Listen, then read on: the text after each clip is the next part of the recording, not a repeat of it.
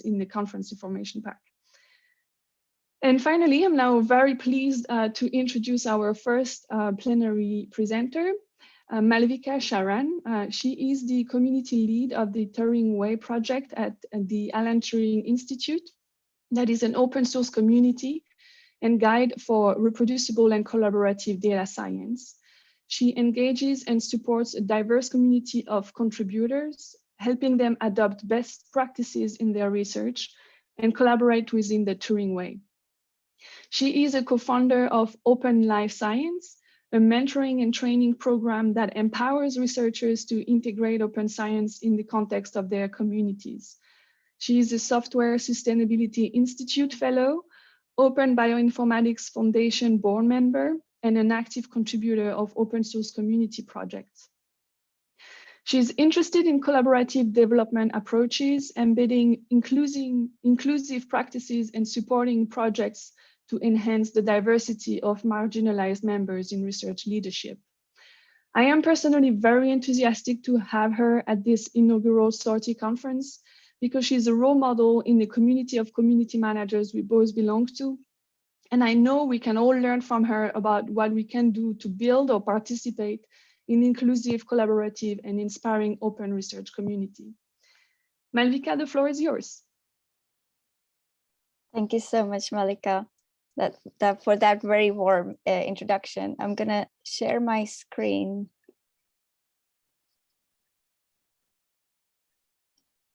There you go. So yeah, thanks so much for having me here. I look forward to a lot of talks and sessions that's going to happen in the next couple of days. So as you all heard, I have a lot of interest in several topics and projects. But for the interest of this conference, I will be talking about the Turing Way project and our community approaches to building a guide to reproducible, ethical, and collaborative research. The Turing Way is an open source project that involves and supports its diverse community in making data science reproducible, ethical, collaborative, and inclusive for everyone. We believe that to make our project truly beneficial and comprehensible for as many people as possible, we need to collaborate with people with diverse skills, backgrounds, lived experiences, and domain knowledge. It is a part of the Alan Turing Institute, which is the National Institute for Data Science and Artificial Intelligence in the UK. And it is developed under the research program called the Tools, Practices, and Systems. The core value of this program is to build and deliver trustworthy systems, transparent reporting, inclusive interoperable design, ethical integrity, respectful co-creation, leadership in open research.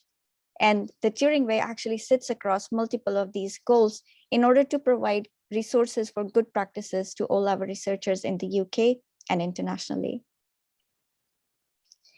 It was started by Kirsty Whitaker as a book on reproducibility. Shared as a lightly opinionated guide, we wanted to provide a starting point for all the people, including researchers, policymakers, funders, and different stakeholders in research, so that they know what their responsibility of reproducibility is, where they can make an impact, and how they can make their work more efficient and understandable. Reproducibility can be defined as when same analysis is applied to the same data, it should give the same result. There are other concepts around reproducibility like replicability, when same analysis is applied to different data or experiment in different conditions. Then there are robustness and generalizability as well. However, reproducibility in computational analysis should be maintained as a minimum criteria to ensure the quality and integrity of our research. With this definition, the project started with contributors who documented best practices, guidance, and recommendations in chapters describing various concepts and tools that can ensure the reproducibility aspect of data research. These chapters include topics such as open research, version control, licensing, data management, code testing and reviewing, continuous integration, and so on. It is apparent that the reproducibility may be defined quite simply, and there are tools available to address many requirements. However, it is also very crucial to understand that reproducible workflow involves making complex decisions at every step of the way. The integration of our personal choices for methods, as well as personal values and biases, starts right when we have a research idea. We start by communicating our ideas with potential collaborators. We plan and design our work, then we choose and describe the protocol, collect data set, and as the research goes on, we continue to process and wrangle our data, conduct our studies and analysis, publish our work, so that others can actually ensure that everything that we are doing can be accessed and reused, meaning that someone else can go through this whole process of reproducing or building upon our work. And that's quite an overwhelming process. Moreover, it is not just about the data practices, but also include the way we communicate our work with others, how we design our project, how efficiently we collaborate with each other. All these while ensuring the highest ethical standards in our research. To accommodate that, all these requirements in research and data science, the project expanded to include 4 more guides. In addition to guide for reproducible research, we have guides for project design, communication, collaboration, and ethical research. We also record all the community practices that we are developing and practicing within the Turing Way in our community handbook, so that anyone who wants to adopt the open source community principle can also go through the whole process from the scratch. So just to iterate, all these guides are always a work in progress. These are not complete. These are always happening in parallel where multiple people are building it together. We've seen our project and community grow in the last 2 years. We currently host over 170 sub-chapters across 5 guides.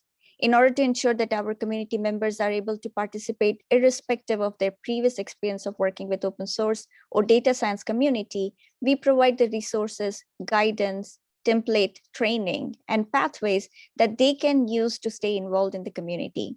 We have over 275 direct contributors on GitHub, where we develop our resources and thousands of users. For example, our illustrations, which I have intensively used in my talk today, have been downloaded over 5,000 times. We also maintain social media presence and communicate about our project so that it can reach to as many people as possible, and we can bring new voices in. For a community that started at a grassroots level, we are very grateful to have these members working with us. Before you dive into the project, please note that the Turing Way is not a book that you should be reading from cover to cover. You should not try to do that. Start with the tools, concept, and method that you need now in your current work. We are working to improve how people interact with the book and give multiple entry points that people can select based on their area of research and project's maturation level. If you are new to the reproducibility and open science, I suggest that you start with this overview of project design. Mariana Vivas, an undergrad student from University of Venezuela, worked with me to curate important chapters on reproducibility, communication, and collaboration approaches that we recommend every research project to apply. With that background, I want to highlight the guide for ethical research. The aim of this guide is to support data scientists and researchers to work in an ethical way. We start from the position that as researchers in data science, we have an obligation to consider the ethical standard and their impact on society.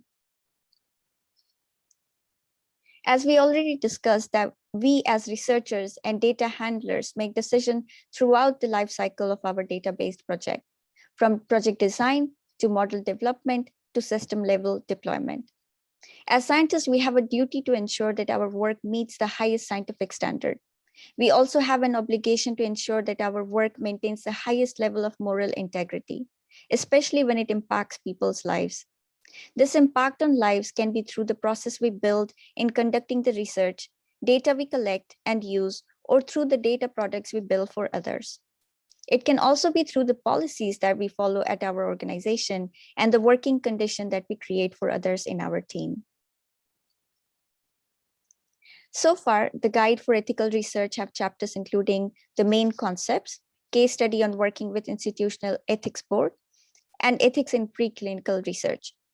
But we don't see ethics as a static or one-off part of the research process. Ethical research include recognizing where your data comes from and the impact of collecting and using it in your work. Therefore, we explore relationship between ethics, law, policy, and human rights, and discuss activism and internal policy advocacy as well. I would like to acknowledge Laura Carter, Ismael Kerubi Garcia, Ariel Bennett, and Laura Asion, who are the core contributors of this guide and have mentored many new contributors in developing and reviewing resources. We have a case study written by Ismael describing research ethics committee process. There are many ways for research committee to develop their review framework. In this case study, we explore 5 areas of ethical concern where a review committee will raise concern and question that we should aim to address from the start. These are project description, data and methodology, consent, privacy and security for data and people, and further societal consequences. You can read about why each of these elements are important and specific consideration a research must make when preparing their responses. Ethical data research also includes making sure that ethical work is grounded within existing human rights frameworks. Laura Carter has written a chapter explaining the relationship between ethics, law, policy, and human rights. In her word, human rights are defined in law. This means in many ways they are less malleable than ethics. The laws governing human rights and the way that they are implemented are agreed internationally. A violation of human right is a violation wherever it happens. This is not necessarily true of code of ethics. An action that one group of people see as ethical may be seen as unethical by others. There needs to be a wider shared understanding of what human right means across different countries, culture, and groups of people. This means that we create opportunities to listen to everyone about what being able to enjoy their human rights mean to them, and make sure that research complies with human rights. Researchers and data scientists should, in general, ensure that they respect, protect, and fulfill human rights. This means not doing work that itself abuse human rights. It also means trying to ensure that their work cannot be used by others to abuse human rights. And it also means that doing work that actively help other people to enjoy their human rights. There are accountability and enforcement mechanisms within human rights framework, but because they are legal framework, they're not as easy to understand or access, and they're also sometimes hard to apply to daily work of data science and research. This is where ethical guidance and code can allow us to interpret and implement human rights in research work. Among other references, Laura highlights the Universal Declaration of Human Rights, putting human rights at the heart of design, development, and deployment of artificial intelligence. The Guide to Ethical Research also includes information on how to become an activist researcher. One of our most recent chapters is on how to advocate for policy change within your institution. If you don't like how something is done, you can work towards changing it. We recognize that ethical research includes treating our colleagues and collaborators well and apply inclusive approaches in how we establish collaboration and acknowledge others' work. The Guide to Ethical Research includes chapters on advocacy and unions, authored and mentored by Ariel Bennett and Laura Carter. They discuss resources for workers' rights for scientists and employees in research organizations, as well as information about how you can join and support union yourself. There's a chapter being developed by Nina Dikara with her discussions with other researchers and contributors that aim to encourage people to build a habit of self-reflection on ethical research practice.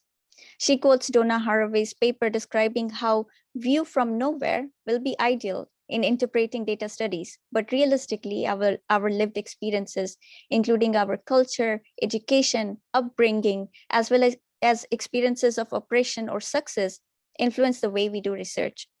The question we ask, the analysis we conduct, and the pattern we find are heavily influenced by lenses by which we view the world.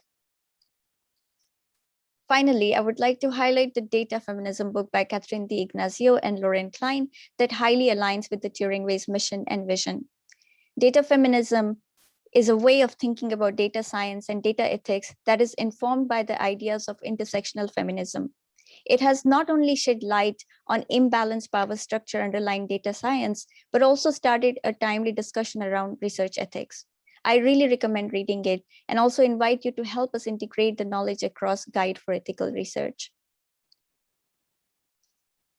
Now I want to return to the Turing Way project as a whole to discuss our community framework where our contributors and researchers collaborate.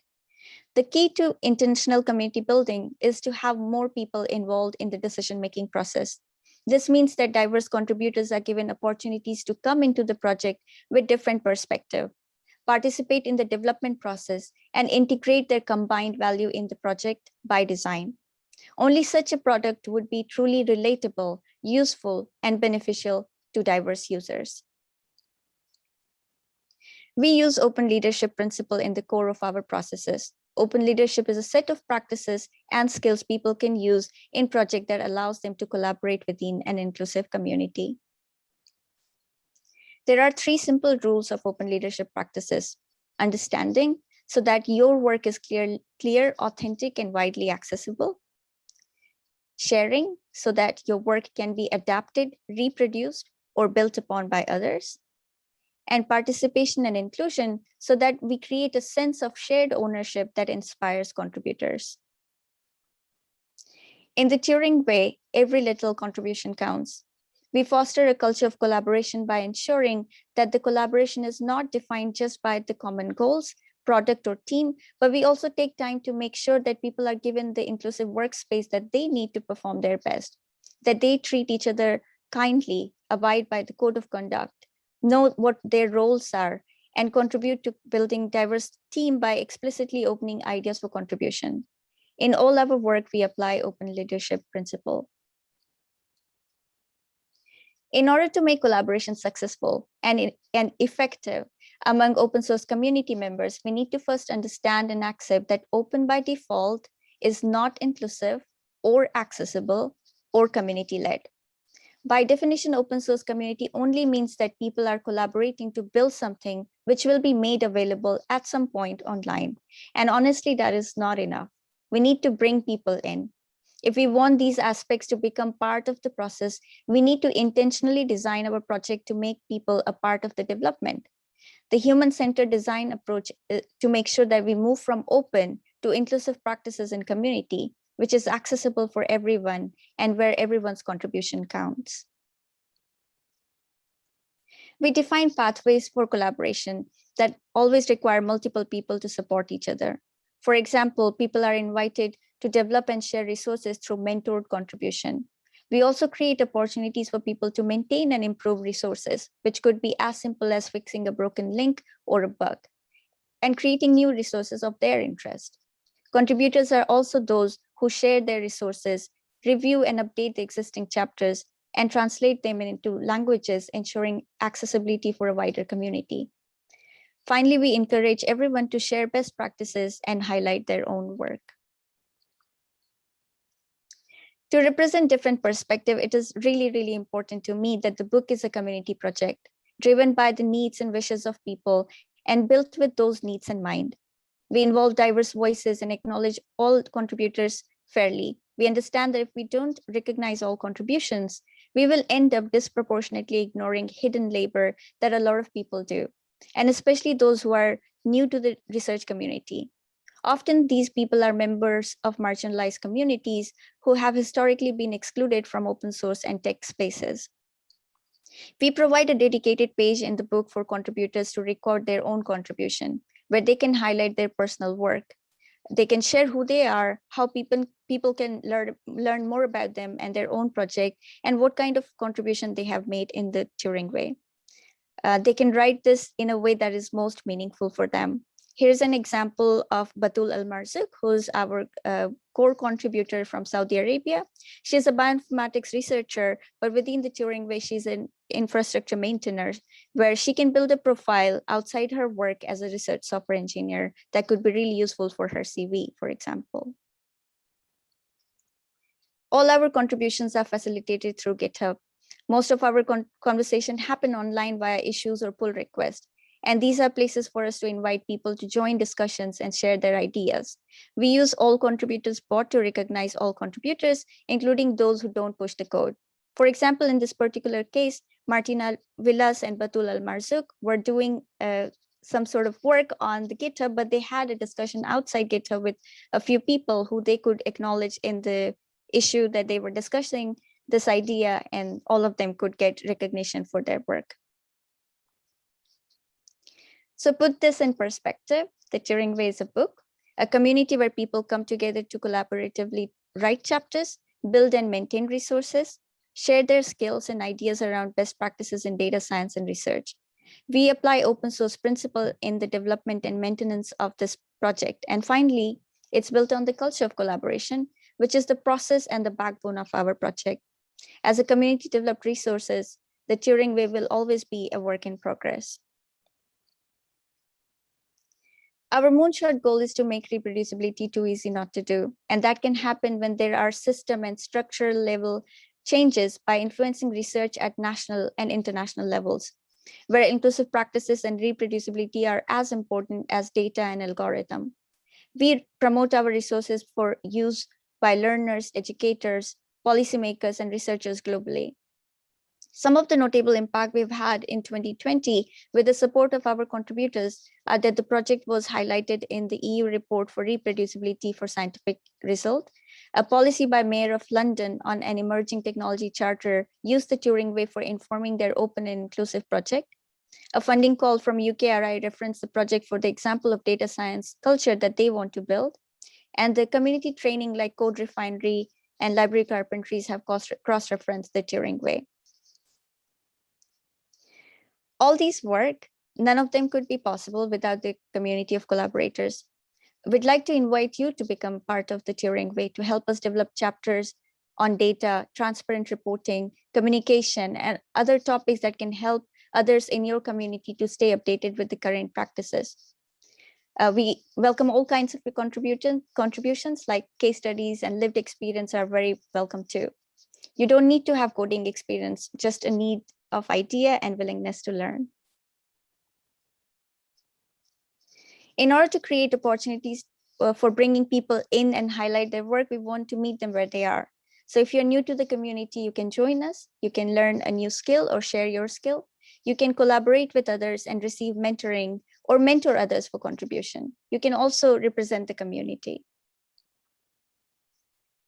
We have multiple community events and calls weekly that you're invited to join. I host Collaboration Cafe every month, a co-working call every week, and there's also an onboarding call for new members who are new to the project. You can find all these details in this short link, which is bit.ly/Turing Way. So I want to plug that there are some jobs upcoming in the Alan Turing Institute, which are all community manager jobs. I've linked that also to this short link if you're interested, and there will be a few more opportunities that will be announced to work directly with the Turing Way.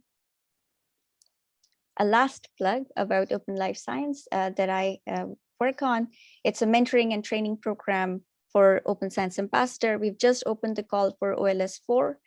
We will drop the link. I will drop the link in the Slack later on.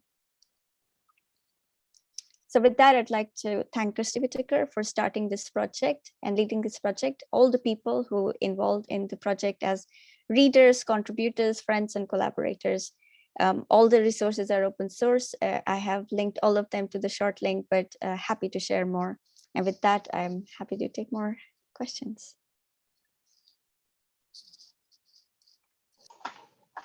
Thanks, Malvika, for this very inspiring presentation.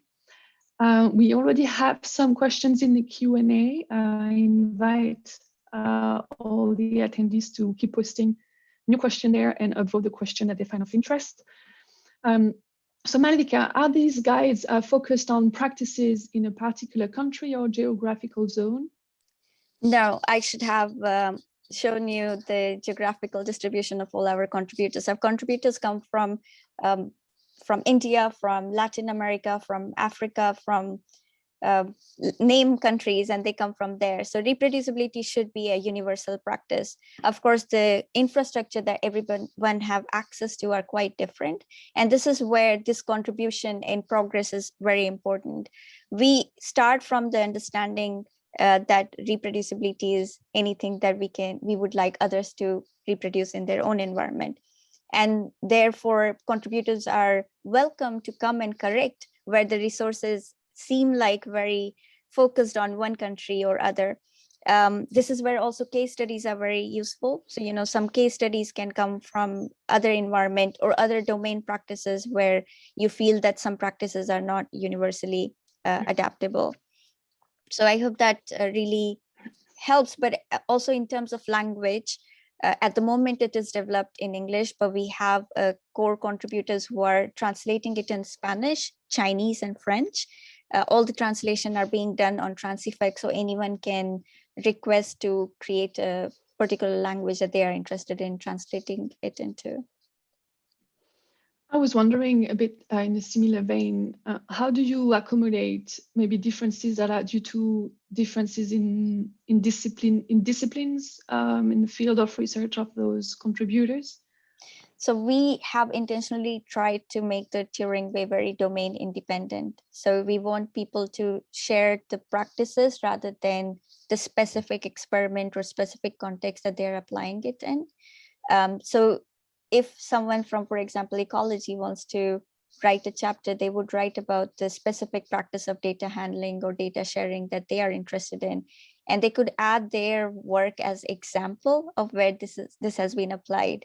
So we want to leave a lot of room open for people to come and share the example. And I think this goes back to the question itself, how specific it is to one language or one location. We don't want it to be very specific. It should be global, and we are here to accept that there's a proportion of contributors who are working online are contributing to it. So by definition, there's a huge participation that's missing in the project, and only by people's feedback we are able to move past that limitation. Thank you.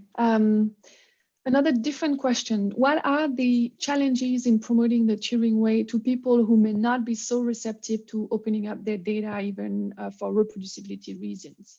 Yeah, so one thing to realize that reproducibility doesn't always mean open. So we can start with reproducibility where we are comfortable to open it to the level that we are able to open it. Open science can be a little bit of a next level step where we feel like I'm happy with how it looks like, I'm happy with the reproducibility aspect, and now I want other people to use it. So I would say that training is highly important. We shouldn't assume that people really know how to apply reproducibility or open science principle. So we should do as many training opportunities as possible, and which is where I could say open life science is very useful, because we people who are interested in applying reproducibility and open science practices, they could go through a structured program where they are taken step by step and apply it in their own context. Is this the guideline from this book useful to implement open science for the first time in a research team or lab? Would that be a guide that people could bring to their team? Yeah, absolutely. So the guide does have its own open research chapter, but there are so many topics and sub chapters that you could actually select which topic really applies to your particular lab or particular project, and you can bring that in. So I am aware of a lot of PIs.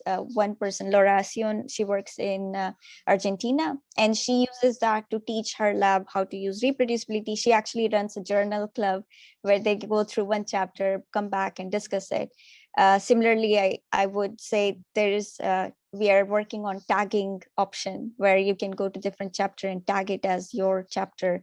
So you can curate that for your own purpose. So just so you know, there are 160 pages. You can't really possibly read all of them. So you would probably want to select 10 or 15, which are essential for your lab, and that we can definitely recommend using. I am wondering about the demographics of your contributors, and I was wondering if you have a special strategy to engage more senior researchers. You mentioned PIs here, but I'm wondering whether that was more of an exception than a common case. So you're right. I think a lot of PIs, you would think that they don't have a lot of time to engage with open source beyond their own work. So often reaching these PI just to allow their researchers to engage with the project is the best way forward. Within the Alan Turing Institute, that's what we are doing. For example, we have a group of research software engineers who are run by senior PIs, and these senior PI would not probably have enough time to come and contribute, but they really want their researchers to apply reproducible practices. And we are working on different strategies to have them have like a resident program within the Turing Way that they can spend a week or so. So I would say you can involve them, but you need to give them a different pathways. So it shouldn't be a criteria for them to write a new chapter. It could be just enough as like agree or encourage your students to go and work and read about it. All right, I have a very difficult question now. Do you think the current academic environment are accommodating the adoption of reproducible research? And how, perhaps, what strategy do you adopt to encourage people to follow a course and set a time aside for this when they struggle through the competition of academia? Yeah, so this is a very important and absolutely tough question. So reproducibility is not the end goal. The end goal is the quality of research. We want people to ensure that they are making their work open and accessible as to the level that they are able to. They are making sure that they are being inclusive during developing their project and collaborating and communicating. So I don't think that reproducibility by the term is making your work less competitive. If anything, it's making your work a lot more high quality. Just to come back to the question itself, I'm going to just go back and read some, make sure that I'm reading it properly. Academic environment accommodating the adoption of reproducible research. So when you talk about academic environment, it also includes the funders. And I think funders do have this willingness now to create guidelines and workflow that their funded projects are applying, which should be aligned with the reproducible practices. People often say they don't have time to apply all these practices, but I would say that working reproducibly and openly is a bit of transformational work. If you've done it once, you would do it again. So you can take whatever step that works for you right now. The next time you can take an extra step. So you cannot unlearn these practices. Once you've done it, you would want to continue doing it. So it could be time consuming the first time you do it, but not so much the next time. Thank you. I hope that answers. I think, yeah, that's one of the best answers we can provide. One completely different question, are the chapters also accessible in audio format? So the chapters have been written very much compatible with the Readers app, the Screen Readers app. We don't have it available as audio. It's a good problem to explore if that's something we need. But the problem with that would be that the project gets updated quite frequently. People come and change it. So if we create an audio file, it will be outdated quite quickly. So I would suggest that you would use a screen reader app that does the similar job. All right, I think if there's no further questions, I'll wait just a few more seconds in case someone has a last question. Otherwise, we will be going to discuss the content of the presentation in a less formal setting now.